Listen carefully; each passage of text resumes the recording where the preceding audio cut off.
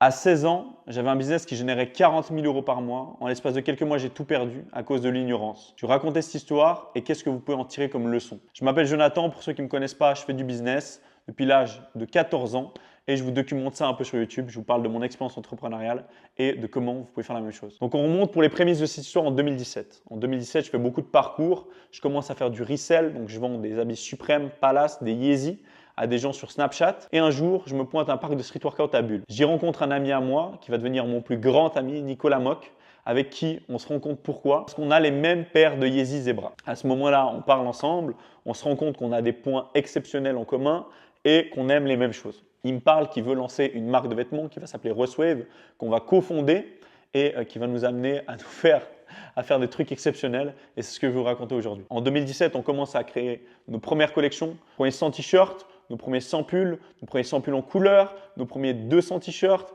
etc. etc. Jusqu'en 2019. En 2019, on stagne entre 30 et 40 000 euros par année de chiffre d'affaires et moi je me dis il faut qu'on fasse des collaborations avec des influenceurs. À l'époque, c'était l'époque de Yummy, de l'époque des concours de Yummy. Ils gagnaient extrêmement beaucoup d'argent avec les influenceurs, les placements d'influenceurs, et c'est donc ce qu'on va faire. Nico et moi, on connaît un influenceur, Noah Dorian. Il habite à Bulle, dans la même région que nous, et en plus de ça, il est dans le même collège que Nico. Je dis à Nico, va le contacter à la récré, c'est donc ce qu'il fait. Et il lui propose donc de créer la première collection de vêtements, le premier merch de Noah Dorian, la collaboration entre Russwave et Noah Dorian. On lance donc cette première collection. On commence à faire les premiers designs dans un café à côté de la gare à Bulle et on lance cette première collection au bout de 1-2 mois. Premier launch, on fait 40 000 euros en 24 heures de chiffre d'affaires, mais c'est juste exceptionnel. À l'époque, on le faisait à l'année. Là, on le fait en 24 heures. Et avec Nico, on est complètement fou. On se dit que c'est malade, qu'on va devenir riche. On ne se sent plus pissé, quoi. À ce moment-là, on a zéro système de logistique. On emballe tout dans la chambre à Nicolas. Donc, quand tu as 300, 400 colis emballés, tu dois vider toute la salle de bain, tu dois vider tout le salon, tu dois vider toute la cuisine et tu dois emballer des piles et des piles de cartons pour mettre des t-shirts dedans et les envoyer. Je vais essayer de vous mettre des inserts de ce qu'on faisait à l'époque. Si je n'ai pas envie de faire un trop long montage, il n'y en aura pas. Mais pour ceux qui se rappellent de l'époque, vous vous rappelez sûrement de mes stories sur Instagram. Donc à cette époque-là, c'est la mine d'or. Le e-commerce explose, les marques indépendantes explosent. C'est l'essor de Supreme, c'est l'essor de toutes ces marques. Et donc, un grand avenir nous attend.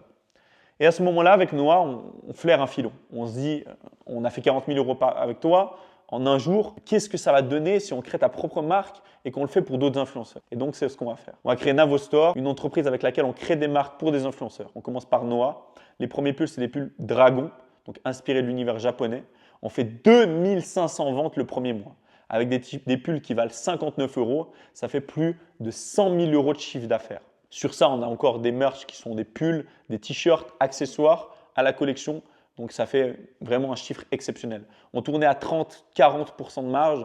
Donc, je vous laisse calculer combien on se dégageait en bénéfice. Cependant, quelque chose va marquer un grand tournant, c'est les collections avec d'autres influenceurs. On commence à faire d'autres collections avec d'autres influenceurs. On fait beaucoup de chiffres, c'est exceptionnel.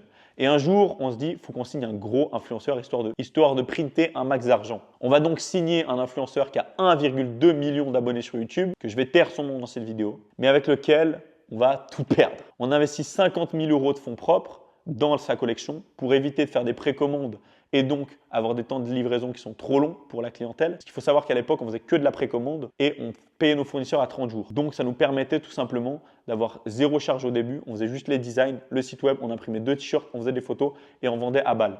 Et après, on livrait un mois après quand les précommandes étaient finies. Mais il y avait beaucoup d'annulations de commandes dû au fait que les délais de livraison étaient longs et étaient spécifiés en petit sur le site. Donc avec lui, on se dit qu'on ne va pas faire cette erreur, on investit 50 000 euros en fonds propres et on va tout perdre. Pourquoi? Parce qu'on a 150 000 euros donc, de frais, enfin de CA à faire, parce qu'on vend 3 fois les coûts de production, mais on va vendre 15 000.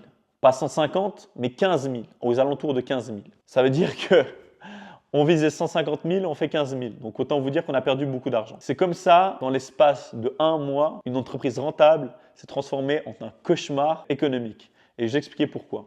À cause de l'ignorance. L'ignorance, c'est la chose qui nous a mené à notre perte parce qu'on avait mal calculé des coûts de TVA, on avait mal calculé nos marges, on calculait mal le marketing, on ne savait pas ce qui était beau, qu'est-ce que la clientèle aimait. Et donc, l'ignorance, c'est ce qui peut vous mener à votre perte très rapidement. Et donc, dans cette vidéo, c'est le message que j'ai envie de faire passer. Formez-vous, ne Ne soyez pas ignorant sur votre marché. Apprenez des choses sur vos clients, sur vos concurrents, sur les offres qui marchent, sur qu'est-ce que votre clientèle a envie d'avoir. Parce que si on avait fait des beaux designs, qu'on avait sélectionné un bon influenceur, on aurait continué à prendre de l'argent en infini.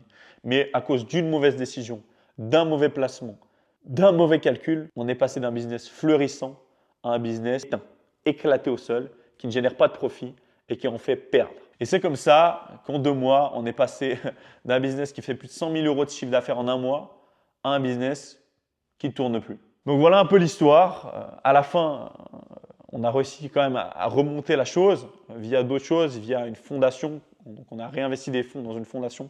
On a construit une école en Afrique suite à ça. C'est l'histoire que je vous raconterai dans un prochain épisode. C'est tout pour moi aujourd'hui. J'espère que vous avez kiffé cette histoire. J'espère que je ne vous ai pas trop coupé de court.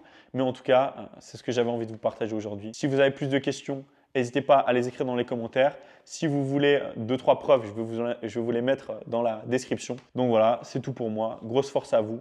Bonne soirée.